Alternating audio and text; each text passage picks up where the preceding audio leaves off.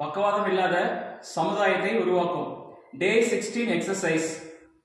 அதாவது நடப்பதற்கு முன் கவனிக்க வேண்டியவை என்ன, பயிற்சிகள் என்ன.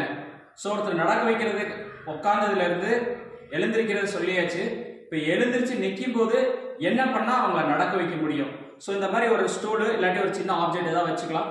வச்சுட்டு இப்போ அவங்களுக்கு வந்து ரைட் சைடு வீக்னஸ் இருக்குன்னா இந்த காலை தூக்கி மேலே வைக்க முடியுதான்னு பார்க்கணும். இந்த அளவுக்கு வந்து பேலன்ஸ் இம்ப்ரூவ் ஆனதான் வாக்கிங் போறதுக்கு ஈஸியா இருக்கும். ஒருவேளை இந்த அளவுக்கு இல்லை அப்படின்னா அட்லீஸ்ட் இந்த அளவுக்காவது வீக்னஸா இருக்கிற காலை தூக்கி வைக்க முடியுதான்னு பார்க்கணும். வேற வேலை தூக்கி வைக்க முடியல அப்படின்னா இந்த காலை மேலே தூக்கி வச்சுட்டு இப்படி கீழே வைக்கிறது, இப்படி தூக்கி வச்சுட்டு கீழே வைக்கிறது. இந்த பயிற்சி நல்ல முறைப்படி ஒரு சப்போர்ட்டோ இல்லாம பக்காவா பிராக்டிஸ் பண்ணாதான் அடுத்து நடக்கிறதுக்கு அடுத்த ஸ்டெப்புக்கு ஈஸியா போறதுக்கு ஈஸியா இருக்கும். ஒருவேளை நிறைய பேருக்கு இது வைக்கும்போது அப்படி போகுது இப்படி போகுதுன்னா இதுக்கு முன்னாடி போன வீடியோ பாத்தீங்கன்னா அதுக்கு உண்டான பயிற்சி சொல்லி கொடுத்துருக்கேன். அதை ஃபாலோ பண்ணுங்க. அடுத்து நடக்கிறது எப்படி, அதுக்கு என்ன பயிற்சி பண்ணுங்கிறதையும் அடுத்த வீடியோல பார்ப்போம். தேங்க்யூ.